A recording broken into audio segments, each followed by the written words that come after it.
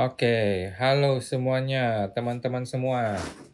Jumpa lagi dengan Awan Chai di sini, Duta Pajak Abal-Abal, pelatih konsultan pajak pertama dan satu-satunya di Indonesia.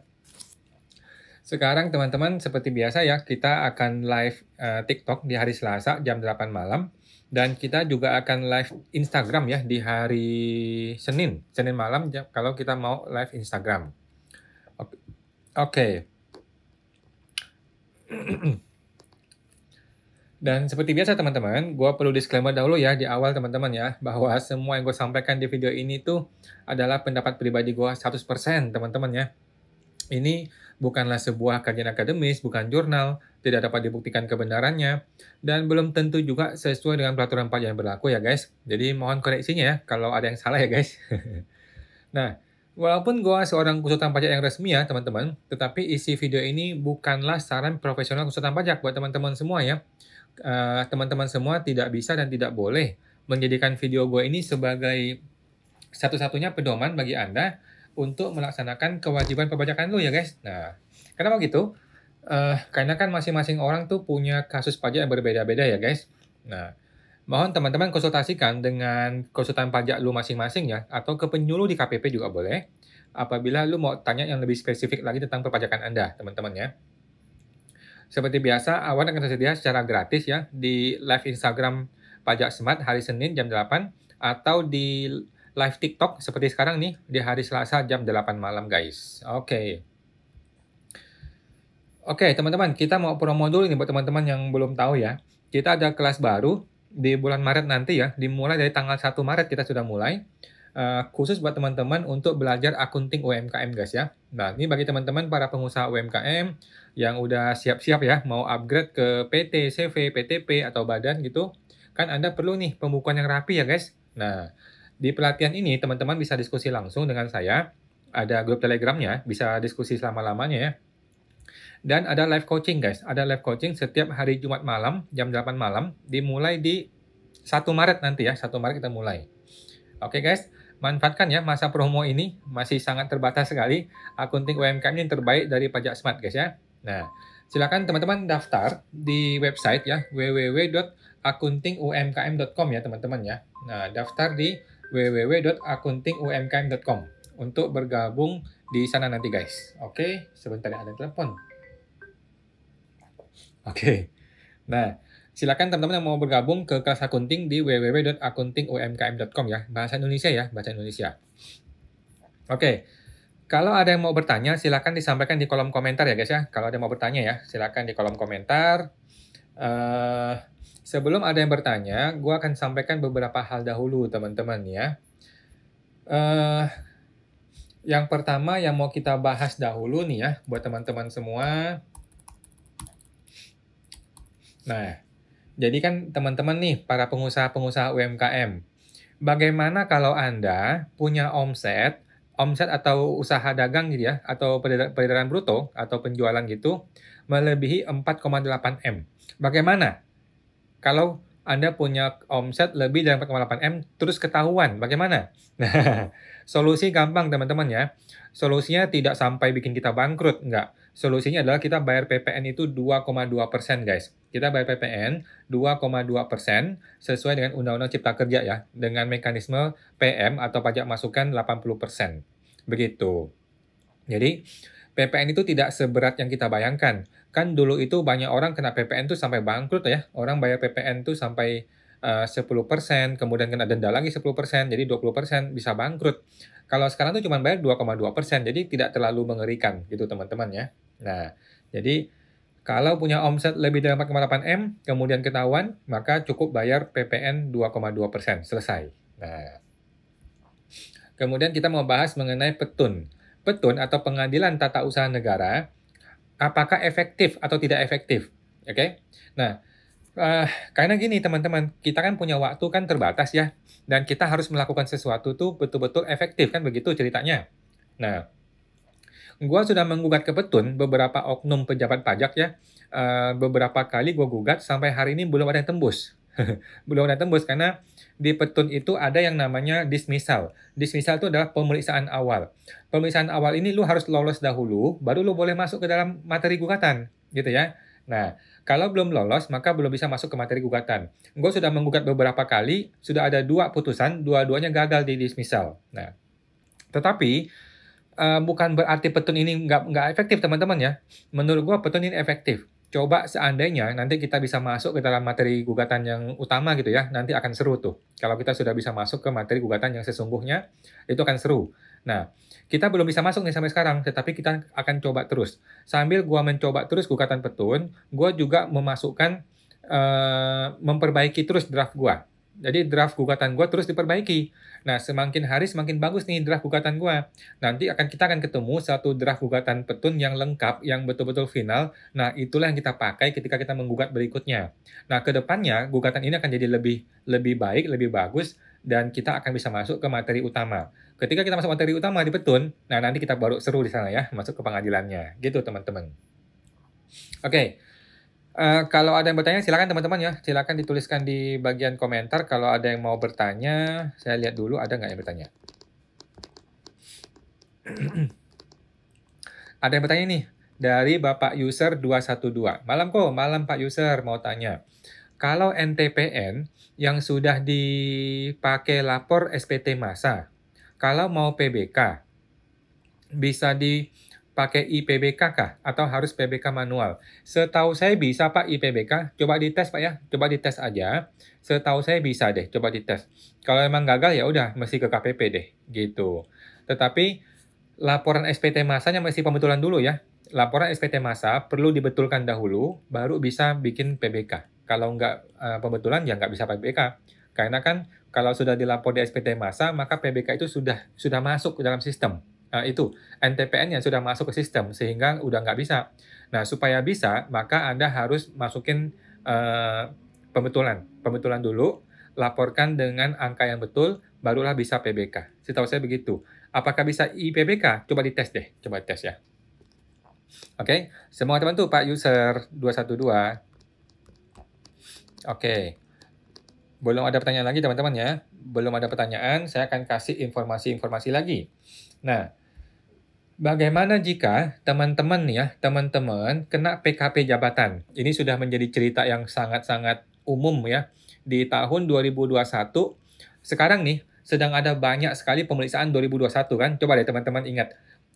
Ada nggak sekarang teman-teman yang sedang kena pemeriksaan 2021? Ada banyak sekali klien-klien saya, sudah beberapa orang, sudah ada 3 atau 4 gitu ya, yang sudah masuk pemeriksaan tahun 2021. Oke?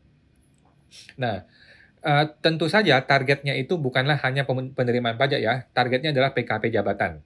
Jadi targetnya adalah mem-PKP-in orang, mem-PKP jabatankan orang, oke? Jadi bagaimana kalau Anda kena PKP jabatan? Apa yang mesti Anda lakukan kalau lu kena PKP jabatan? Oke? Langkah pertama adalah mempersiapkan gugatan petun ya, pengadilan tun tata usaha negara. Oke? Yang kedua, jadi gini, apa yang lu gugat? Yang lu gugat adalah surat PKP jabatannya ya. Surat PKP jabatan itu Anda gugat. Kenapa lu gugat? Karena lu merasa tidak bersalah, gitu. Kemudian yang kedua, Anda bisa berusaha untuk mempersiapkan perubahan usahanya dari orang pribadi menjadi badan ya, atau lu pecah omset. Pokoknya si orang pribadi PKP ini sudah nggak bisa jalan, udah nggak bisa jalan. Dia akan lapor PPN nihil terus setiap bulan. Oke? Nah, kenapa Anda mesti mematikan PKP orang pribadi ini? Jawabnya adalah, apakah lu pernah diedukasi cara menjalankan PKP? Nggak gampang loh ya, PKP itu tidak gampang menjalankannya, tidak simple, sulit, gitu. Jadi, mereka juga tidak pernah mengedukasi lu, tiba-tiba orang di-PKP-kan secara jabatan, kan kurang ajar begitu ya. Nah, jadi matikan PKP-nya dengan cara stop usaha, dan Anda mulai membuat badan. Badan itu bisa PTP, CV, atau PT gitu ya, supaya usahanya dipindahkan ke badan usaha tersebut. Dan itu tidak perlu jadi PKP dahulu, kecuali lu mau ya, kecuali Anda memang mau membuat dia jadi PKP. Nah, kemudian selain gugatan ke petun, Anda mempersiapkan gugatan ke pengadilan pajak. Oke. Apa yang Anda gugat? Yang Anda gugat adalah surat PKP-nya. Ya, surat PKP jabatan itu Anda gugat ke pengadilan pajak. Boleh nggak? Ya boleh-boleh aja. Nah, kemudian Anda juga harus mempersiapkan yang namanya surat permohonan pencabutan PKP. Oke, permohonan pembatalan PKP. Jadi lu bikin surat permohonan pembatalan PKP ya. Nah, surat permohonan pembatalan PKP. Nah, surat ini akan ditolak biasanya ya. Nah, surat penolakannya Anda gugat ke Petun dan Pengadilan Pajak. Begitu teman-teman ya. Jadi digugat terus ke pengadilan sampai dunia kiamat. Gitu teman-teman ya. Nah, jadi sebenarnya apapun surat yang terbit oleh pengadilan oleh kantor pajak ya, semua surat yang terbit oleh pengadilan oleh kantor pajak itu boleh loh kita gugat ke pengadilan pajak dan ke Petun, pengadilan Tun ya. Nah, supaya apa? Supaya dapat kepastian hukum, supaya Anda juga belajar. Kita juga belajar nih menggugat orang ya, nggak sembarangan. Nggak boleh dia sembarangan bikin surat yang bikin kita rugi gitu loh. Jadi kalau emang dia bikin surat sembarangan, sewenang-wenang, ya kita gugat ke pengadilan. Gitu. Kemudian, setelah PKP jabatan terbit, 3 bulan kemudian, Anda bisa nih mengajukan permohonan pencabutan PKP ya. Nanti jika ditolak, Anda gugat lagi ke Petun atau ke pengadilan pajak. Begitu teman-teman. Intinya, kalau dia sewenang-wenang, ya kita punya hak untuk menggugat ke pengadilan ya. Pengadilannya Tun ataupun pengadilan pajak. Gitu teman-teman. Oke? Lanjut, kalau ada pertanyaan silakan dituliskan di kolom komentar ya. Ada Bapak TR15. Kalau THR dibagi 2, biar PPh bulanan tidak tinggi, bisakah? Jawabannya tidak bisa kalau masih 1 bulan yang sama. Gitu ya Pak. Jadi, PPh TER itu akan dihitung di 1 bulan penuh. Gitu loh. Kita tidak bisa nih menggaji orang di tanggal 10, kemudian di tanggal 25. Tanggal 10 kita potong TER 1 kali, kemudian 25 kita potong TER 1 kali. Nggak bisa ya. Potongan TER itu adalah gabungan 1 bulan. Gitu Pak ya. Potongan TER adalah gabungan 1 bulan. Oke? Jadi potonglah TER sesuai dengan kondisi yang sebenarnya. Gitu Pak. Semua teman tuh Pak TR 15. Lanjut. Ibu Eri Valeri. Malam Bu Eri. Saat submit 1770, wajib unggah lampiran peredaran bruto PP 23. Jika pekerja asuransi bagaimana? Oke, kalau saya Bu ya, itu halaman induk gua screenshot. Oke, screenshot lah halaman induk, udah itu aja yang gua submit. Gitu. Oke, nah sedangkan Ibu kan nggak bisa mundur nih, ketika Ibu bikin e-form kan nggak bisa mundur nih, gara-gara itu belum terupload kan. Nah, Ibu upload aja sebuah file apapun supaya bisa disimpan, bisa di-save, dan bisa mundur. Nah, mundur 1 kali ke halaman induk, itulah yang kita screenshot atau kita print ke PDF, kemudian lanjutkan. Nah, kita upload lah file itu, file halaman induk itu. Kalau gue sih begitu ya. Karena kan itu hanyalah formalitas sebenarnya, hanyalah formalitas gitu. Oke, semoga teman tuh Bu Eri Valeri. Bapak Guntex, Pak mau tanya, PT yang bergerak jasa konstruksi mendapat pekerjaan non-konstruksi. Bagaimana dengan PPh badannya? Jawabannya adalah PPh badannya itu PPh biasa, Pak. PPh badan biasa yang 22% ya, begitu. Jadi sebuah PT jasa konstruksi kan sudah PPh final. Kemudian dia mendapatkan penghasilan yang lain nih, yang bukan PPh final. Maka di laba rugi nanti dia mesti pisahin tuh. Di laba rugi di dalam satu kertas yang sama ya. Di dalam satu kertas yang sama, dia mesti memisahkan yang mana yang omset jasa konstruksi, yang mana yang omset yang bukan jasa konstruksi. Bagaimana dengan biaya-biayanya? Sama, biaya-biaya pun mesti dia pisah. Mana biaya untuk jasa konstruksi, mana biaya untuk yang bukan jasa konstruksi. Kalau biaya dia tidak bisa pisahkan, maka dia pakai proporsional. Begitu, Pak. Saran saya, bikinlah PTP atau PT baru atau CV khusus untuk yang bukan jasa konstruksi. Jangan digabung, Pak. Karena ini sudah enak-enak final, tiba-tiba masuk penghasilan lain yang bukan final, nanti jadi kacau. Jadi ribet bikin ngitung PPh badan. Gitu, Pak ya. Jadi lebih baik dipisahkan entitasnya, final yang mindful-nya final, yang non-final bikinlah PTP atau PT baru. Begitu, Pak. Semoga teman tuh Pak Guntex. Kemudian Bapak M-Trix, malam Pak M-Trix.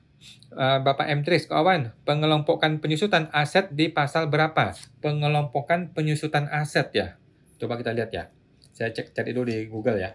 Penyusutan aset di pajak. Penyusutan aset di pajak. Waduh, sebentar ya. Internet saya lagi error. Coba. Penyusutan aset di pajak ya. Depresiasi aset tetap. dipajak. Pasal. Oh, nggak ada pasal. Coba ya, kita lihat dulu. Mana dia? Sebentar Pak ya, kita cek dulu penyusutan. Kita cek di pasal. Coba Bapak cek ke pasal 11 Undang-Undang PPH. Pasal 11 Undang-Undang PPH, coba kita cek. Pasal 11 Undang-Undang PPH. Mengenai penyusutan. Oh, ada ini ada. Ya, pasal 11 Pak ya. Coba dicek ke pasal 11 Undang-Undang PPH. Oke? Kalau enggak, kemarin ada PMK terbaru tuh. Kemarin ada PMK terbaru mengenai penyusutan. PMK berapa ya? PMK penyusutan 2023. PMK 72. Coba cek di PMK 72 juga, tahun 2023, itu mengenai penyusutan dan amortisasi. Oke? Tapi sama aja sih. Nah, yang lebih umum adalah di pasal 11 ya. Pasal 11 Undang-Undang PPH itu lebih umum. Oke? Semangat teman-teman tuh Pak M-Trix. Bapak Rakis, saya pesero pakai uang pribadi beli bahan. Setelah jadi produk, pemesan bayar ke rekening CV. Saya narik uang bagaimana? Narik uang bagaimana? Oke, jadi Bapak narik uang bisa sebagai penjualan. Oke, jadi nanti Bapak menjual barang itu kepada CV. Gitu aja. Jual barang ke CV sehingga Bapak tinggal bayar 0,5% kan? PPh final 0,5% penjualan. Oke. Jadi CV bayar 0,5% atas omsetnya dia, CV kemudian bayar ke Bapak, Bapak bayar 0,5%. Kemudian Bapak bayar ke supplier. Kedepannya jangan gitu lagi Pak. Kedepan yang itu ya. Kedepannya langsung beli bahan pakai uang CV. Gitu. Nanti hasil keuntungan dari CV Bapak tarik sebagai preve, penghasilan preve. Begitu Pak. Kedepannya ya. Buat yang sudah terjadi ya udah Bapak jual aja ke CV. Jadi Bapak buka invoice kepada CV, nanti CV beli barang ke Bapak. Gitu. Semangat teman tuh Pak Rakis. Bapak pengembala kambing kok. Kalau menggugat ke petun gitu, berapa biayanya? Oke, kalau petun Jakarta, biayanya 900.000, Pak. Kalau petun Jakarta itu biaya 900.000. Itu buat apa? Buat ngirim-ngirimin surat. Buat kirimin surat panggilan sidang kepada tergugat, gitu loh. Kepada penggugat juga. Jadi buat ngirim-ngirim surat sebenarnya. 900.000 itu kira-kira bakal terpakai nggak habis sih. Nggak habis kalau kita masih dismissal. Tetapi nanti kalau sidang berlanjut ya mungkin akan terpakai juga. Gitu Pak. 900.000 ya kalau untuk Jakarta. Gitu. Semangat teman tuh Pak pengembala kambing. Bapak Wendy Taurus, kok untuk perusahaan properti, biasa yang dikoreksi dari laporan laba rugi apa saja? Oh, oke. Jadi nggak usah lihat perusahaan propertinya Pak. Bapak mesti lihat ke PPH, Undang-Undang PPH ya. Yang boleh dan tidak boleh dibiayakan di pajak. Coba kita cek ya, pasal berapa nih? Bolehkah biaya pajak pasal? Nah, Bapak mesti cek ke pasal 6 dan pasal 9 di Undang-Undang PPH. Oke, di Undang-Undang PPH, cek ke pasal 6 dan pasal 9. Di situ mengatakan apa yang boleh dan apa yang tidak boleh dibiayakan, alias yang perlu atau tidak perlu dikoreksi fiskal di laba rugi. Oke, jadi kita nggak usah lihat jenis usahanya, apakah jenisnya properti, jenisnya dagang barang, jenisnya jual baju, atau apapun sama aja prinsipnya. Pada prinsipnya sama aja. Bapak yang penting pahami pasal 6 dan pasal 9. Intinya sih biaya-biaya yang tidak boleh adalah biaya yang tidak berhubungan dengan 3M sebenarnya. Yang tidak boleh adalah yang tidak berhubungan dengan 3M itu tidak boleh dibiayakan. Oke? 3M itu apa? Mendapatkan, memelihara dan menagih. Kalau nggak salah ya, mendapatkan, memelihara dan menagih dia punya penghasilan. Gitu. Kalau berhubungan boleh dibiayakan. Kalau tidak berhubungan maka tidak boleh dibiayakan. Gitu, Pak. Oke. Saya mengatakan itu Pak Wendy. Bapak M-Trix 900. Bapak M-Trix untuk Bapak Wendy. Kalau tidak berhubungan dengan kegiatan usaha atau 3M, bakal dikoreksi fiskal. Betul, siap. Terima kasih Pak M-Trix. Bapak M-Trix. Terpotong. Nah, Bapak M-Trix, kok membayar gaji untuk kerja 2 minggu, itu kena PPh 21 atau nihil dibagi 12? Menurut saya sih hitung aja ternya Pak. Kalau menurut saya hitung aja tabel ternya. Jadi kalau nilainya memang cukup besar, ya potong aja sesuai dengan ter, gitu Pak. Kalau tidak mau dipotong, maka harus hitung harian. Kalau hitung harian, nanti tiap hari mesti bikin bukti potong. Begitu Pak. Jadi mending digabungin aja selama 1 bulan, bisa masuk kategori yang bukan pegawai, yang pegawai tidak tetap. Nah, pegawai tidak tetap nanti tinggal dihitung berapa PPh-nya. Gitu.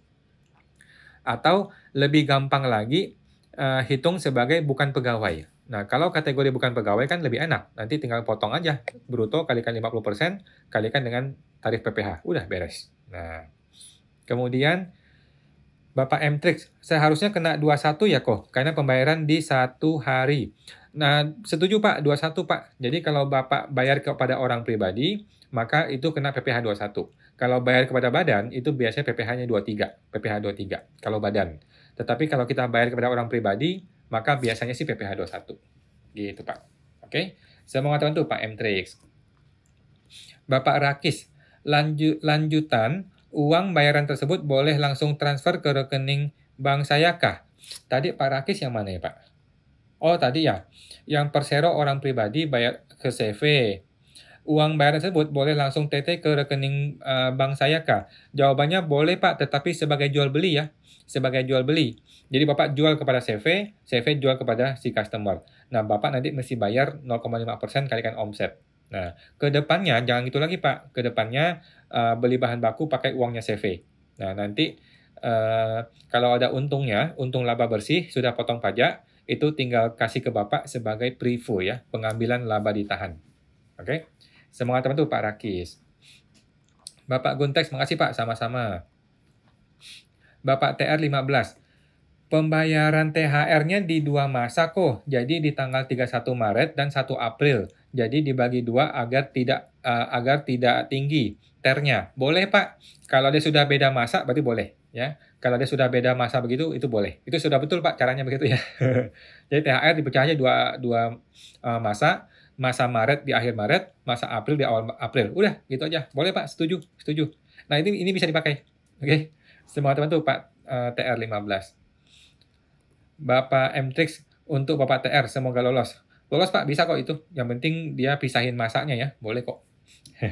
Semua teman tuh Pak M-Trix. Ibu Eri Valeri, kok gimana kalau vendor maksa motong PPh 23, padahal udah dikasih suket PP 23 0,5%. Oke, yang pertama, tanyain ke dia, kenapa dia mau maksa. Oke, yang pertama, tanya ke dia, kenapa dia mau potong PPh 23. Alasannya apa? Dasar hukumnya apa? Satu ya. Yang kedua, Ibu email kepada informasi@pajak.go.id. Oke, Ibu email kepada informasi@pajak.go.id. Ibu ceritakan masalahnya. Oke, nanti dari informasi kan balas emailnya tuh. Mereka akan balas email bahwa Ibu tuh harusnya dipotong 0,5%. Ibu print emailan dari informasi itu, Ibu kasih kepada si vendor atau kepada si customer. Oke? Nah, masih nggak mau dia. Harusnya sudah mau ya. Mestinya sih dia sudah mau gitu. Nah, cara pertama adalah tanyakan dulu dasar hukumnya. Yang kedua adalah Ibu kasih dia dasar hukum sesuai dengan informasi dari kantor pusat pajak, dari email informasi. Gitu. Cara ketiga, kalau mau main kasar, gugatan ke pengadilan, Pak, Bu. Kasih dia somasi. Gitu kalau mau main kasar ya. Kasih dia somasi, gue sudah kasih lu peringatan baik-baik lo ya. Lu kalau tidak mau, gue gugat pengadilan. Gitu ya kalau mau main kasar. Ya coba aja Bu dikomunikasikan. Mungkin orang nggak ngerti pajak kali ya. Kalau dia ngerti pajak sih mestinya dia potong 0,5%. Gitu. Oke. Semangat teman tuh Bu Eri. Bapak Guntex, terima dividen dari saham PT digunakan untuk pelunasan KPR. Apakah bisa bebas PPh dividen? Menurut saya bisa, Bu. Menurut saya bisa, karena kan itu termasuk dalam investasi tanah dan bangunan. Ya kan? Itu termasuk kategori tanah dan bangunan, sehingga menurut saya itu bisa dikategorikan sebagai investasi dan bebas pajak dividen. Dan ingat ya, mesti dilapor selama 3 tahun berturut-turut ya. Di awal tahun dilapor sampai 3 kali berturut-turut. Oke? Semoga teman tuh Pak Guntex. Bapak Kumon The Mansion Official. Kok, SPT tahunan saya nggak sampai omset 500 juta. Tetapi, karena ada bukti potong PPh 21 sebesar 23.000, jadinya LB. Oke, gampang Pak. Bukti potong itu Bapak buang, di-delete. Oke, kan bukti potong muncul tuh, ya kan? Atau Bapak isi sendiri kan? Bapak buang bukti potongnya, selesai. Oke, tetapi pertanyaan saya adalah, 500 juta itu apakah omset jasa atau dagang Pak? Kalau dagang betul, 500 juta tidak kena pajak ya. Tetapi kalau jasa berbeda. Kalau jasa itu maka kena PPh 21 sudah betul. Gitu. Kalau Bapak mainnya jasa, itu tidak pakai metode yang ini ya. Kalau mainnya jasa, nanti metodenya adalah pekerja bebas. Pekerja bebas itu kena pajak seperti biasa. Gitu Pak ya. Jadi pastikan dulu ini barang atau jasa. Semangat tertentu Pak Kumon The Mention Official. Bapak terpotong.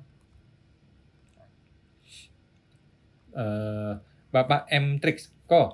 Penghasilan yang telah dipotong PPh 21 pada masa pajak yang sama, maksudnya bagaimana? Oh, saya juga nggak ngerti tuh Pak. Saya juga kurang paham mengenai itu ya. Itu kan di A1 ya. Penghasilan yang telah dipotong PPh 21 pada masa pajak yang sama. Saya juga kurang paham maksudnya itu. Mungkin begini ya. Mungkin maksudnya adalah si orang pribadi ini bekerja di PTA. Dia sudah dipotong nih PPh 21. Kemudian di tengah bulan dia berhenti, resign. Dia pindah ke PTB. Di PTB kan dia baru masuk setengah bulan. Dia dipotong lagi PPh 21 oleh PTB. Nah, nanti oleh PTB diperhitungkan tuh. PPh sudah dipotong di PT yang lama. Nah, kira-kira begitu yang saya tangkap ya, Pak. Tetapi kita sih nggak pernah isi, itu selalu nol. Gitu ya. Semua teman tuh Pak M-Trix. Bapak Kumon, kalau saya nggak lapor Bupet 21 itu supaya nggak LB, bisa nggak kok? Jawaban saya bisa, dibuang aja Pak, di-delete aja. Gitu. Tetapi cek dulu Pak ya, Bapak ini mainnya di jasa atau barang. Kalau mainnya barang betul, jadi tidak ada lagi kurang bayar. Tetapi kalau mainnya jasa, maka Bapak harus hitung dengan metode pekerja bebas. Sehingga memang ada PPh 21 atau PPh 29 tahunannya. Gitu Pak. Semua teman tuh Pak Kumon. Bapak Wendy Taurus, berarti untuk menghitung PPh 29 dihitung dari laba rugi yang sudah dikoreksi fiskal. Betul Pak, betul ya.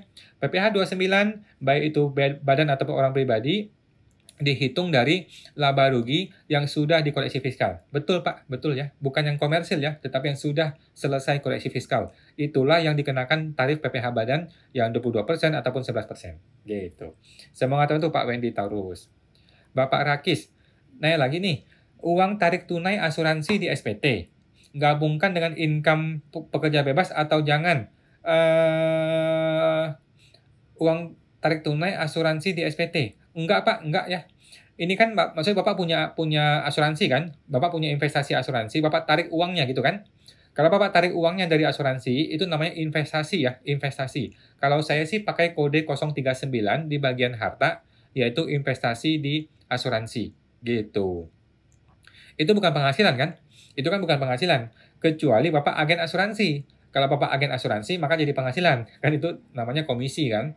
Tetapi kalau Bapak punya asuransi, itu namanya investasi. Ketika Bapak tarik uangnya, yaitu hanyalah penarikan investasi biasa. Gitu Pak. Oke. Semua teman tuh Pak Rakis. Ibu Ari Valeri, piutang pemegang saham mau nggak mau terjadi. Karena untuk cover bayar pajak PT selama sebulan. Bolehkah tanpa bunga? Menurut saya boleh-boleh saja, Bu. Menurut saya boleh-boleh saja. Oke, tetapi supaya Ibu tertib administrasi, kalau memang itu PT kekurangan duit terus, ya udah, jangan bikin hutang piutang, langsung naikkan sahamnya. Oke? Setorlah uang itu sebagai saham, udah beres. Ya kan? Gitu. Setorlah uang itu sebagai saham sehingga tidak ada hutang piutang antara pribadi pemilik dengan si PT-nya. Gitu, Bu. Supaya lebih clear, lebih aman, lebih tertib. Gitu, Bu. Kalau tiap bulan hutang lagi, kemudian dapat uang dibalikin lagi, hutang lagi, balikin lagi. Tiba-tiba di Desember nyangkut satu hutang. Nah, repot, Bu. Nanti kalau di Desember nyangkut hutang, di laporan laba rugi muncul hutang tuh. Maka nanti si orang pajak akan mempertanyakan, bunganya ada nggak? Kalau nggak ada, nanti repot lagi. Gitu, Bu. Jadi, lebih baik kalau memang PT ini masih butuh duit, ya udah, setor aja sebagai saham. Gitu, Bu. Oke. Semangat bantu, Bu Eri Valeri. Bapak M. Trix, maksudnya penyesuaian pajak dengan metode garis lurus itu bagaimana? Jadi gini, kadang-kadang kan ada perusahaan yang tidak pakai garis lurus kan, penyusutannya kan. Nah, kadang-kadang dia pakai metode yang aneh-aneh tuh, completion method lah, pakai metode apalah. Sedangkan di pajak itu hanya mengakui dua metode, garis lurus atau saldo menurun, ya kan? Nah, Bapak mesti pilih nih. Kalau Bapak memilih garis lurus gitu kan, Bapak pilih garis lurus contohnya. Maka apa yang sudah dilakukan di akunting komersil harus dikonversi pakai metode ini, metode garis lurus. Gitu, Pak. Jadi mesti disesuaikan antara di akunting dengan yang di pajak. harus disesuaikan. Itu bakalan repot Pak, bakalan repot sekali. Itu orang-orang pinter tuh begitu tuh. Karena sok pinter banget, jadi di akuntingnya PT, dia bikin penyusutan dengan modelnya yang sesuai akunting, yang aneh-aneh itu, begitu masuk ke pajak, harus ngikutin aturan pajak. Aturan pajak hanya boleh pakai garis lurus atau satu menurun. Nah, begitu dia pakai garis lurus, maka mesti dikonversi, repot nanti. Gitu, Pak. Kalau saya sih, penyusutan selalu garis lurus. Jadi kita nggak usah pusing, selalu garis lurus, nggak usah pusing, samain dengan pajak. Gitu, Pak. Semoga teman itu Pak M3X. Ibu Ari Valeri, jika harus ada bunga, cara menentukan bunga wajar atas piutang pemegang saham bagaimana? Jawabannya adalah bunga BI ya, bunga BI sekitar 12% saat ini. 12% per tahun ya, berarti kan kalau 1 bulan ya 1%. Kira-kira begitu Bu, 12% per tahun. Ikuti aja rate bunga bank di BI. Gitu Bu. Semoga teman tuh Bu Eri Valeri. Bapak Kumon Dimension. SPT tahunan 70 UMKM kok. Jadi LB kayaknya ada bukti potong 23.250 di November. Oke, pertanyaan saya Pak, yang 23.000 ini dari siapa? PT apa yang motong Bapak waktu itu? Kenapa dia bisa potong PPh 21? Apakah Bapak ada kasih dia jasa? Atau Bapak ada kasih pekerjaan di situ? Atau apa nih? Dari mana nih sumber asal muasal bukti potong ini? Gitu. Kalau Bapak yakin, rasanya nggak pernah saya kasih orang jasa gitu, ya sudah, Bapak buang aja, Bapak delete aja bukti potong itu sehingga tidak ada bukti potong yang Bapak akui. Gitu. Nggak ada masalah, Pak. Cuma 23.000. Semoga teman itu Pak Kumon. Bapak M-Trix, untuk Ibu Eri Valeri, bunga yang ditentukan BI bisa juga. Yes, Pak. Yes, bunga BI ya. Sekarang sih sekitar 12% ya kalau nggak salah. Lumayan juga tuh. Oke. Lanjut. Bapak Guntex, maksudnya untuk pelunasan KPR yang sudah berjalan beberapa tahun, masih bisa bebas PPh dividen ya Pak? Menurut saya bisa. Mau dia awal DP, mau dia pertengahan cicilan, mau dia di akhir pelunasan, sama aja kan bentuknya jadi barang. Jadi tanah bangunan, ya kan? Mau dia DP di awal, atau di tengah, atau di akhir, kan tetap jadinya adalah barang berupa bangunan ya kan? Barang berupa tanah bangunan. Oke, ya sudah. Berarti menurut kita itu memang kualifikasi sebagai investasi tanah dan bangunan. Gitu, Pak. Semoga terbantu Pak Guntex. Bapak Kumon, kursus kok. Oh, kursus. Kursus ya. Oh, kalau kursus bisa kok pakai 0,5%. Ya, Bapak kasih tahu kepada si customer itu, lain kali jangan potong lagi ya, Pak. Saya lain kali pakai 0,5% aja. Gitu. Oke. Boleh, Pak. Menurut saya sih boleh. Semoga terbantu Pak Kumon. Bapak M-Trix, kalau motong dapat dikreditkan ya? Tadi mengenai apa tuh Pak? Mengenai motong apa ini Pak? Motong apa tuh Pak? Mohon maaf. Mengenai apa tuh Pak? Motong apa tadi yang dapat dikreditkan? Oke, mohon maaf Pak, boleh ketik lagi. Kemudian Bapak Thailand Food. Pak, kalau hitung 21 karyawan yang ada BPJS-nya, penghasilan kotornya perlu ditambah tunjangan BPJS? Jawabannya perlu, Bu ya. Jawabannya perlu, tetapi BPJS itu sudah ada hitung-hitungannya ya. Sudah ada hitung-hitungan berapa persennya. Ibu tinggal ikuti aturan dari BPJS-nya aja. Sudah ada aturan ya, berapa persen ditanggung perusahaan, berapa persen ditanggung oleh karyawan. Kalau ditanggung perusahaan berarti masuk bruto. Kalau ditanggung oleh karyawan berarti tidak masuk bruto. Gitu. Oke. Semangat untuk Pak Thailand Food. Bapak M-Trix. Bapak Thailand Food, betul Pak? Siap. Thank you Pak. Lanjut Bapak M-Trix. Bapak M-Trix. PM dapat dikreditkan ke PPh terhutang kah? Oh, nggak bisa Pak. Nggak bisa. Mohon maaf. Kalau PM-nya PPN kan ya. Kalau pajak masukannya PPN, hanya boleh dikreditkan untuk PPN-nya saja. Sedangkan PPh berbeda. PPh tetap dibayar PPh-nya. Gitu Pak. Jadi kadang-kadang gitu ya. Kadang-kadang ada orang PM-nya LB, tetapi PPh-nya dia nggak sanggup bayar. Itu ada tuh gitu tuh. Bisa terjadi ya. Bisa terjadi. Ya nggak apa-apa. Tapi itu beda ya. Beda jalur. PPN dan PPh ini dua dunia yang berbeda. Beda jalur. Nggak bisa saling di-cross. Nggak bisa saling mengkreditkan, nggak bisa. Gitu ya. Semoga teman-teman Pak M-Trix. Bapak M-Trix. Kalau modelnya konstruksi, kan tidak ada PK. Oh ada Pak, ada. Jadi perusahaan jasa konstruksi, dia tetap ada PK ya, kalau dia adalah PKP. Kalau konstruksi itu PKP, maka tetap ada PK. Ya. Contohnya nih, developer gitu ya. Kalau kita beli rumah di developer, Agung Sedayu lah, apalah, itu pasti ada PK-nya. Ada pajak faktur pajak itu ada kok. Oke. Saya mau mengatakan tuh Pak M-Trix. Bapak TR15, kok kalau perusahaan kita menyewa alat untuk meratakan tanah, itu karena sedang ada pembangunan. Apakah terpotong? Apakah kena PPh 23? Jawabannya iya ya. Sedangkan yang punya itu adalah orang pribadi. Potong saja Pak PPh 23 2%. Gitu ya. Atas jasa sewa kendaraan ya. Gitu Pak. Potong aja Pak PPh 23 2%. Memang sudah seharusnya begitu.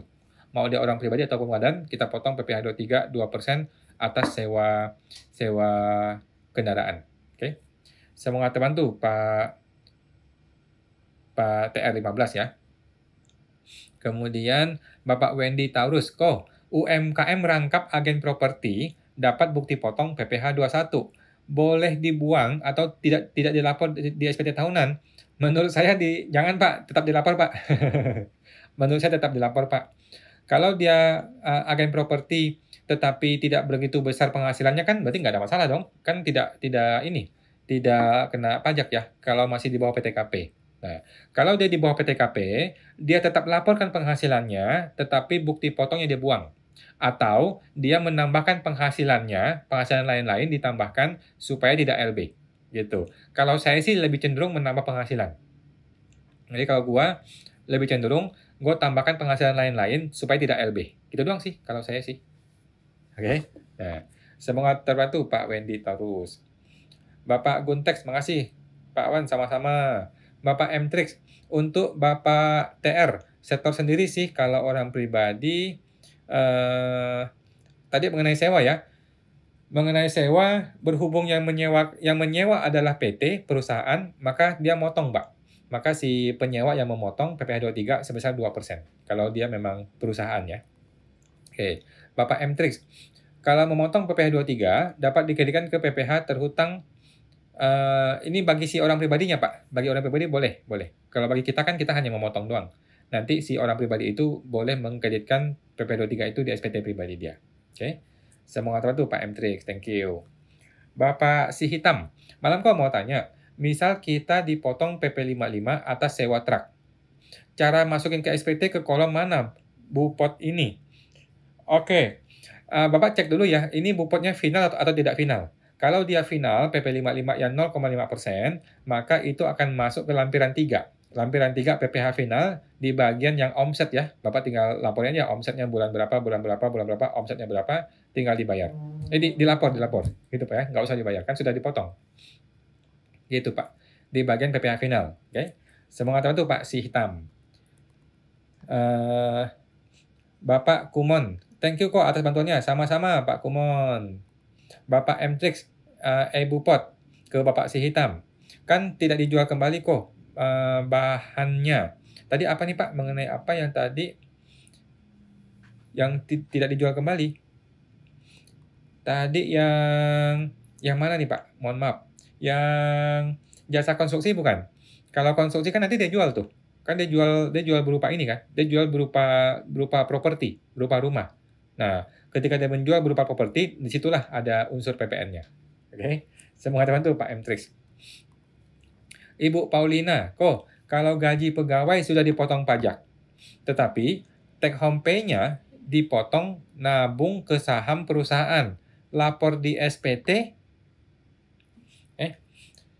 gaji sudah dipotong pajak, tapi THP-nya dipotong nabung ke saham perusahaan, lapor di SPT. Oke, nggak ada masalah ya. Jadi, di bagian penghasilan, dia tetap lapor penghasilan seperti A1.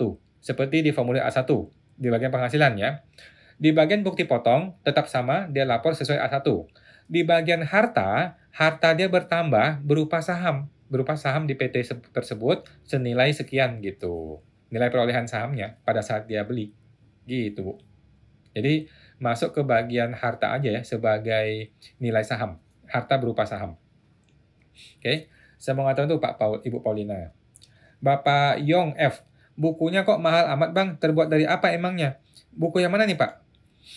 Oh, yang ini ya, yang kita jualan ini ya. Yang kita jualan ini pelatihan Pak sebenarnya Pak. Yang kita jual ini pelatihan, cuman namanya buku supaya lebih gampang. Kalau nggak salah nggak boleh jualan kursus deh, kalau nggak salah deh. Jadi kita bilangnya buku, tetapi nanti masuknya adalah ke pelatihan. Ke pelatihan apa tuh? Akunting UMKM kita. Oke. Semangat teman tuh Pak Yong F. Mari bergabung Pak. Bapak TR 15. Pembayaran PPh 23 dimasukkan di akun biaya pajak Yako. Bukan biaya pajak ya Bu, Pak, tetapi hutang PPh 23 kemudian di debit. Oke. Jadi kan Bapak kan terima invoice nih. Bapak terima invoice dari penyedia jasa kan? Penyedia jasa kasih Bapak invoice, Bapak bayar dong. Ketika Bapak bayar kan Bapak bayar 98% kan? Nah, Bapak bayar 98%, gimana jurnalnya? Jurnalnya adalah debitnya itu adalah apa? Debitnya itu adalah beban jasa senilai 100, kemudian kreditnya adalah bank 98 kan?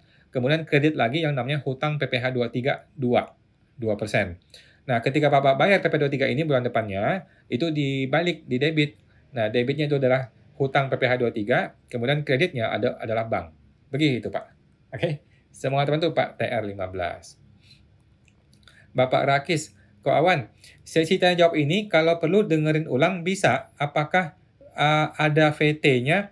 Nanti ada di YouTube Pak, di besok siang ada di YouTube-nya saya, di YouTube-nya Pajak Smart. Oke, ini kan sudah saya rekam nih. Nanti rekaman ini akan masuk ke YouTube-nya Pajak Smart. Oke. Di YouTube-nya Pajak Smart Bapak subscribe aja, nanti besok siang akan terbit videonya. Oke. Semangat teman tuh Pak Rakis. Ibu Eri Valeri, kok bunga atas deposito yang dipotong PPh oleh bank ya, dilapor di lampiran 3 bagian A. Kalau nggak punya bupot PPh-nya bagaimana? Nah, jadi gini, kalau tidak punya bupot PPh, yang pertama adalah usahakan minta ke bank. Oke, bisa via email. Sekarang kalau bank-bank seperti BCA Mandiri itu bisa langsung ambil dari mobile bankingnya. Bisa narik dari situ ya, kalau mau. Nah, cara pertama adalah usahakan minta. Cara kedua, kalau betul-betul tidak bisa dapat dari bank nih, ya nggak apa-apa. Kita sudah tahu angkanya nih. Kita sudah tahu angkanya, tetap kita masukkan dan kita asumsi sudah ada bukti potong. Suatu hari kalau orang pajak orang pajak minta ya, kita bilang aja minta ke bank aja lu, gitu kan? Gitu. Orang pajak minta ke bank aja, gitu. Jadi cara pertama usahakan minta ke bank. Cara kedua, walaupun nggak ada bukti potong, tetap kita isi karena kita yakin sudah ada bukti potong. Cara ketiga adalah kalau nilainya kecil, nggak usah diisi Bu. Ya, kalau nilai kecil kemudian habis untuk biaya hidup, nggak terbentuk menjadi harta, ya udah nggak usah dilapor, ada bunga deposito gitu. Jadi hanya bunga deposito nilainya besar saja yang saya masukkan, ada atau nggak ada bukti potong tetap saya laporkan, gitu Pak. Oke, semoga teman tuh Bu Eri Valeri. Bapak William, apa bisa minta bupot bulanan untuk PPh 21 dan dijadikan buat lapor di SPT tahunan? Nggak bisa Pak ya, kalau karyawan tetap ya. Untuk karyawan tetap, yang bulanan-bulanan itu dia nggak bisa kreditkan. Dia hanya bisa mengkreditkan yang PPh tahunan yang A1. Oke, untuk karyawan tetap ya. Untuk karyawan tetap, dia hanya bisa mengkreditkan bukti potong yang A1 tahunan. Yang bulanan, dia hanya pegang doang tetapi nggak bisa diapa-apain. Nah, berbeda dengan karyawan tidak tetap. Untuk pegawai tidak tetap dan bukan pegawai, ini bukti potong tiap bulan bisa dia pakai untuk dikreditkan. Gitu Pak. Oke. Semoga teman tuh Pak William. Bapak MTX, untuk Bapak William, tetap dikasih Pak, karena wajib. Yes, tetap dikasih tetapi dia tidak bisa mengkreditkan. Gitu ya. Semoga teman tuh. Thank you Pak MTX. Bapak MTX, wah PK-nya gede dong. Gede Pak, gede. Jasa konstruksi itu bukan main itu. Gede PK-nya. Lumayan. Kan jasa konstruksi itu yang namanya developer itu salah satu tonggak penjaga PPN di negara kita dan dimanapun gitu karena besar sekali PPN-nya. Semangat teman tuh Pak Mtrix. Ibu Paulina, berarti cuma ngisi di bagian harta nambah saham gitu ya kok? Betul Bu, betul. Jadi kan biasanya kan Ibu ngisi di bagian harta tuh rekeningnya naik, biasanya gitu. Biasanya kan rekening naik. Nah sekarang Ibu yang naik bukan rekening, tetapi ada item saham baru, item harta baru namanya saham, gitu Bu. Sama aja kan, cuman bertambah di harta gitu aja. Oke. Semangat tuh Bu Paulina. Ibu Inamala 81. Kok agak repot direksi tiap kali perpanjang sertifikat digital tiap 2 tahun. Gimana caranya supaya bisa lebih praktis ya? Enggak repot lah Pak. 2 tahun sekali loh. 2 tahun sekali cuman ngabisin 5 menit di kantor pajak. Nggak repot lah Pak, nggak apa-apa lah, ya kan? Kalau Bapak betul-betul merasa repot, ya udah, tunjuk satu orang direksi, atau direktur dari orang yang bukan orang dalam kita ya. Jadi salah satu manajer, ya udah masukin dia ke dalam akte sebagai direktur, udah biar dia aja yang ngurusin, gitu. Tetapi menurut saya nggak repot lah, 2 tahun sekali nggak apa-apa lah, oke. Semangat teman tuh, Pak Ibu Inamala 81. Ibu Inamala, soalnya ada 11 PT. Lumayan 11 PT, nggak apa-apa lah Bu. Sekali-sekali, 2 tahun sekali jalan-jalan kan, kayak kayak sensus aja, kayak sensus ke KPPA dapat, KPPB dapat, KPPC dapat, ya gitu nggak apa-apa lah. Ya namanya konglomerat, namanya orang kaya punya PT banyak, ya nggak apa-apa lah, 2 tahun sekali Bu. Nah, solusi lainnya adalah tunjuk direktur orang lain. Nah, tunjuklah direktur orang lain, masukkan dia ke akte, ya udah dia yang ke KPP, gitu Bu. Semoga teman tuh Bu Inamala. Ibu Ari Valeri, misalnya ada 3 deposito. Di 1770 lampiran 3, ditotalin semua ya kok, bunga deposito dan PPh terutangnya. Betul Bu, ditotalin semua Bu. Tetapi kita perlu punya rekap ya. Kita perlu punya rekap, karena kalau suatu hari orang pajak minta datanya, kita sudah ada datanya. Gitu. Kalau perlu sih bukti potongnya kita pegang kertasnya. Kalau nggak ada ya sudah, rekap aja ya. Rekap aja cukup. Gitu sih Pak, Ibu ya.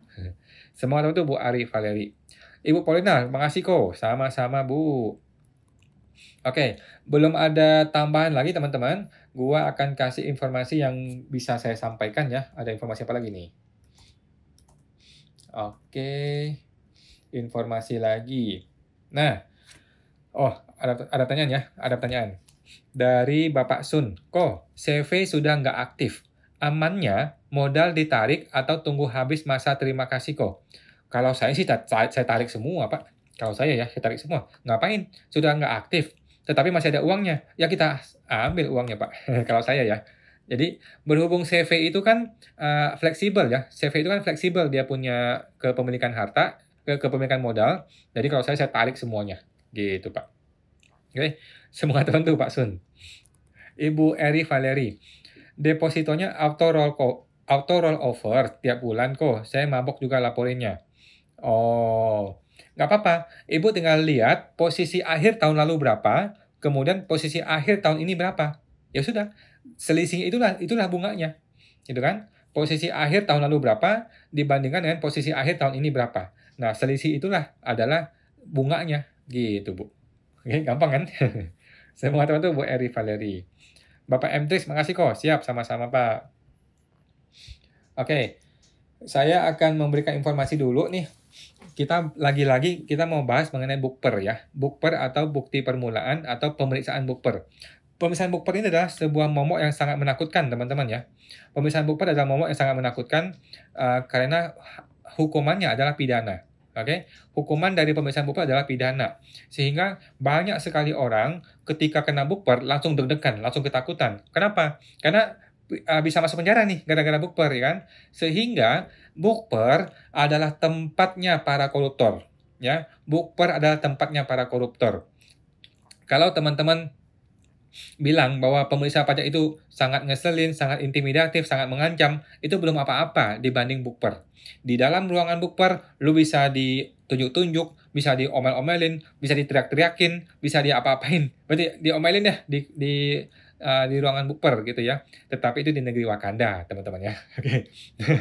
Nah, jadi dengan adanya putusan MK nomor 83 kemarin ya mengenai bukper, bahwa MK mengatakan bahwa Mahkamah Konstitusi ya mengatakan bahwa pemeriksaan bukper itu adalah inkonstitusional bersyarat. Oke? Artinya apa?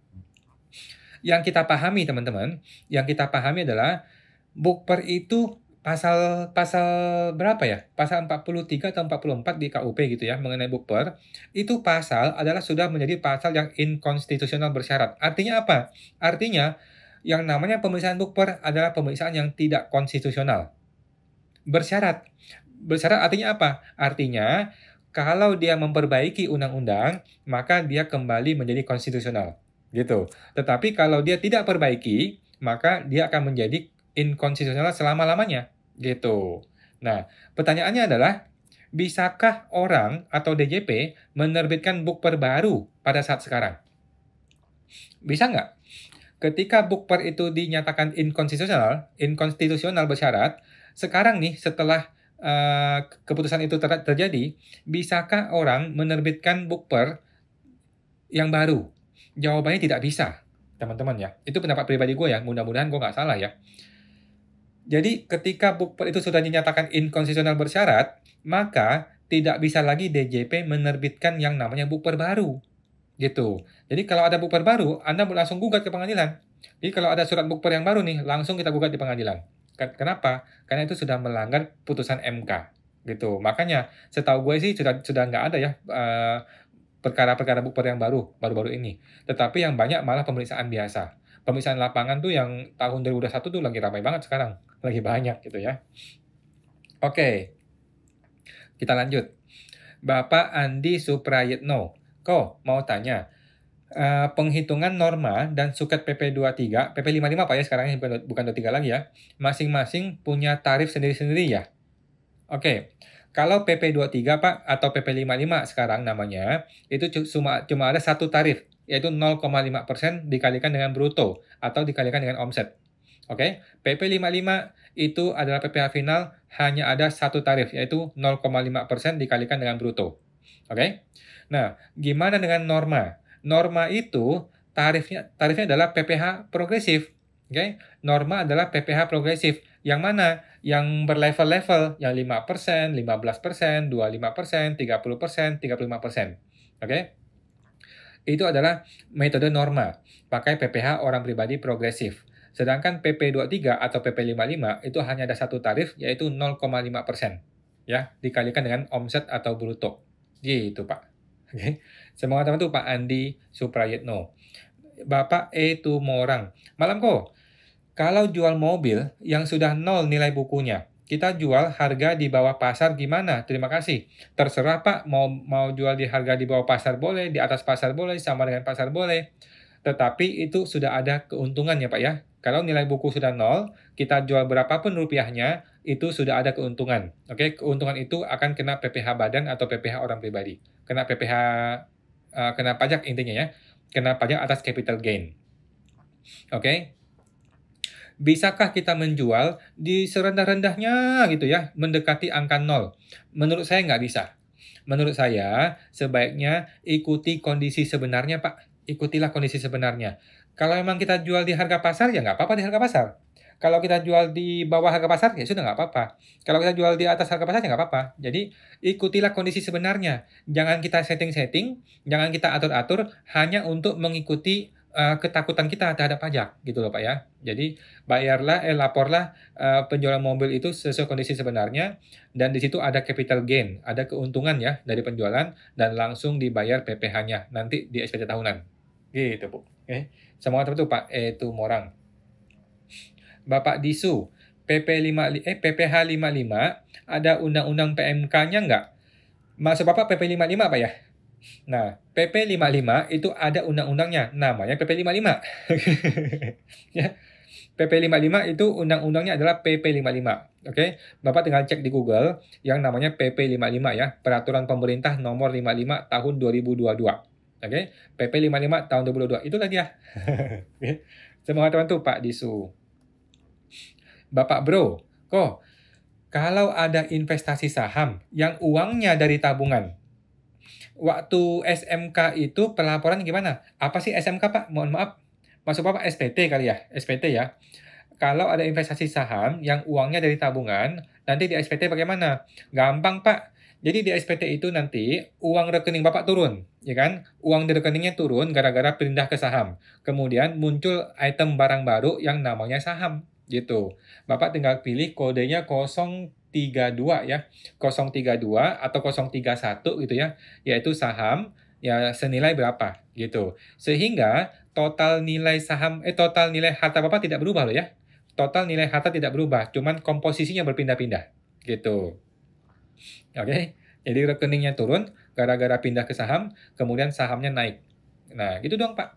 Yang penting totalnya kita masih lihat. Total hartanya masih sama, nggak berubah. Atau mungkin berubah dikit. Gitu, Pak. Oke. Semua teman tuh Pak Bro. Bapak M-Trix. Untuk Bapak Bro, Aman Pak, sudah dikenakan final, tinggal lapor di harta saja. Iya, nanti kalau saham itu Bapak jual, itu sudah kena PPh final ya, 0,1% kalau nggak salah. Oke, semoga teman tuh, Pak Bro, Pak M-Trix, thank you. Bapak Bro, SMK, sekolah? Hah? Oh, Bapak investasi saham yang uangnya dari tabungan dari SMK, dari sekolah gitu ya. Dari sekolah dilapornya bagaimana? Oke, itu kayaknya gue sudah bikin videonya deh. Gue sudah bikin videonya, akan terbit eh sudah terbit hari ini. Sudah terbit ya. Coba gue lihat ya di YouTube-nya. Coba lihat videonya Pajak Smart di hari ini nggak ya? Oh, di hari ini belum ada ya?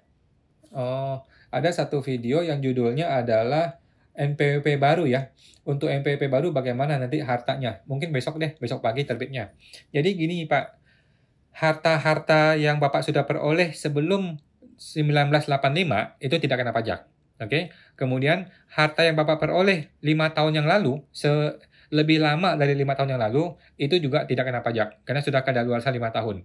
Tetapi kalau harta itu Bapak peroleh selama 5 tahun terakhir ini, artinya dari 2019 nih, 19, 20, 21, 22, 23 ya, 5 tahun terakhir ini Bapak peroleh, maka itu masih dihitung pajaknya. Gitu Pak. Tetapi kalau itu sudah sejak zaman SMK, sudah zaman dulu, ya nggak usah kena pajak, tetapi bisa dibuktikan ya. Bapak masih bisa membuktikan bahwa uang itu memang saya peroleh dulu banget gitu. Nah, dibuktikan dengan apa? Dengan mungkin mutasi banknya atau bukti transfernya, begitu Pak. Oke, semua teman tuh Pak Bro. Bapak TR15. Kok kalau omsetnya naik, tapi labanya turun karena biaya bunga yang tinggi, sehingga jadi LB di PP 25 badan. Oke, nggak ada masalah Pak. Terus kita nggak minta restitusi, apakah bakal diperiksa juga? Jadi gini Pak, SPT tahunan tidak boleh LB. Kalau SPT tahunan LB, maka otomatis restitusi. Gitu Pak ya. SPT tahunan kalau LB otomatis restitusi. Sehingga SPT tahunan tidak boleh LB. Caranya gimana? Caranya gimana supaya nggak LB? Caranya adalah Bapak buang tuh PPh Badan 25-nya. Oke, PPh 25-nya Bapak buang sebagian, Bapak jurnal menjadi beban pajak, kemudian dikoreksi fiskal. Udah, itu aja. Oke, semoga teman tuh Pak TR15. Bapak M-Trix, pertumbuhannya kalau tidak eksponensial aman lah. Pertumbuhan, oh iya. Oke, siap. Thank you Pak Matrix. Bapak Bro, iya tabungan dari sekolah. Iya. Kalau tabungan itu sudah lewatin 5 tahun ya harusnya nggak kena pajak. Tetapi bisa dibuktikan Pak ya. Kemudian Bapak Disu, perusahaan jual mobil bekas, kena pajak apa? Mobil bekas tuh ada 2 unsur ya, PPh dan PPN ya. PPh-nya itu kena PPh 0,5% kalau dia memang di bawah 4,8 M ya. Tetapi kalau di atas 4,8 M, maka dia perlu pembukuan, kena PPh progresif. Kemudian PPN. PPN itu kalau dia PKP, itu PPN-nya itu kalau nggak salah 1,1% PPN-nya ya. Pakai DPP nilai lain, mobil bekas. Kalau dia PKP. Gitu Pak. PPN, PPh. Udah gitu doang. Oke. Semoga teman tuh Pak Disu. Bapak TR15, oh sudah ya tadi ya. Bapak E Tumorang. Kalau di bawah harga pasar, bisa nggak dikoreksi pemeriksa? Yang jual mobil NB 0 ko. Yang jual mobil NB 0 ko. Bisa aja Pak ya, bisa aja. Orang pajak tuh bisa aja bilang, mobil ini lu jual harganya 100. Padahal kami cek, harga normal itu 150. Dia koreksi dinaikin 150. Bisa kena, bisa Pak. Bisa terjadi ya. Jadi sebaiknya ikuti kondisi sebenarnya. Kalau memang itu harga di bawah pasar, ya nggak apa-apa. Nanti Bapak lawan tuh pemeriksa pajaknya. Gitu. Yang tidak boleh adalah kita sudah tahu harganya itu harga normal, harga pasar, tetapi kita paksakan menjadi harga di bawah pasar. Nah, nanti ketika pemeriksa pajak datang, kita tuh nggak berani lawan, karena kita tahu kita salah, gitu ya. Jangan terjebak dalam situasi itu. Jadi, ikutilah kondisi sebenarnya. Semua orang tuh Pak Tumorang. Bapak M-Trix untuk Bapak Disu, 1122 penghasilan lain-lain. Oke, siap. Thank you, Pak. Bapak M-Trix tidak teratur. Ya, penghasilan lain tidak teratur ya. Oke, siap. Thank you, Pak. Bapak Bro, kalau total uang tabungan 15 juta hasil nabung pas sekolah 2 tahun lalu. Lalu pajaknya berapa kok? Oke, itu tidak kena pajak Pak, karena penghasilan itu masih di bawah PTKP. Oke, nanti Bapak tinggal laporkan SPT tahunannya, penghasilan lain-lain Bapak isi tuh 15 juta kan penghasilan lain-lain, kemudian masuk ke dalam harta kan.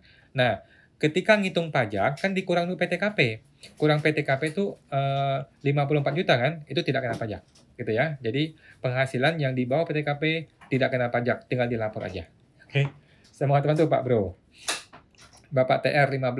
Jadi dibiayakan aja ya kok dan dikoreksi fiskal apakah aman kok? Jawabannya itu bisa dilakukan, sejauh ini masih aman Pak. Saya sih nggak pernah dipermasalahkan oleh AR ya. Kalau dipermasalahkan, saya omel-omelin itu AR. Gitu Pak. Semoga teman tuh Pak TR. Bapak M-Trix, Pak Bro, waduh, nabung tidak kena pajak. Memang nggak kena pajak Pak ya. Kalau memang itu di bawah PTKP nggak kena pajak. Oke. Thank you Pak M-Trix. Bapak Si Hitam, kok mau tanya, saham di bursa efek itu kalau dijual otomatis sudah dipotong atau setor sendiri? Sudah otomatis Pak dipotong pajak oleh si broker, ya dipotongnya 0,1%, sudah otomatis. Oke, semoga tentu Pak Si Hitam.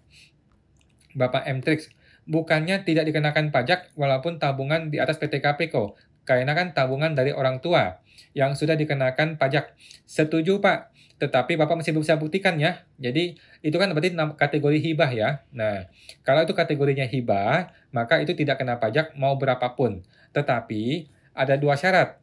Yang pertama ada dokumen hibah. Jadi Bapak tinggal bikin aja surat hibah ya. Surat hibah dari Bapak kepada anak ya. Kemudian si orang tua harus sudah laporkan harta itu di SPT dia sebelumnya. Oke? Jadi kalau kita dapat hibah, contohnya sebuah mobil gitu. Mobil ini harus sudah dilaporkan di orang tua, di SPT orang tua. Kalau belum dilapor, maka si orang tua mesti pembetulan dahulu. Gitu, oke? Semoga teman tuh Pak M-Trix. Bapak Bro, untuk Bapak M-Trix, bingung soalnya baru ada NPWP buat berkas kerja. Sama baru-baru ini baru kenal saham. Oh iya, iya. Kalau nilai kecil sih nggak apa-apa Pak, langsung dilapor aja kalau nilai kecil mah. Kan di bawah PTKP. Bapak Si Hitam, Kamsiako. Bapak Bro, makasih kok. Oke, sama-sama. Oke, teman-teman, ya sudah jam 9 lewat. Kita sudah selesai. Nanti video ini akan ada di besok hari ya. Besok siang di YouTube ya. Di YouTube. Kita akan terbitkan di YouTube Pajak Smart ya. Silakan di-subscribe. Oke. Bapak M-Trix, sama Pak. Saya sama juga baru kenal pajak. Siap. Thank you Pak M-Trix. Oke teman-teman ya, makasih teman-teman semua. Kita akan jumpa lagi di Senin di live Instagram Pajak Smart atau Selasa seperti sekarang di live TikTok ya Pajak Smart. Oke, makasih semua Pak M-Trix, Bapak Bro, Bapak Tumorang dan teman-teman semua. Makasih semua. Sampai jumpa lagi. Mari.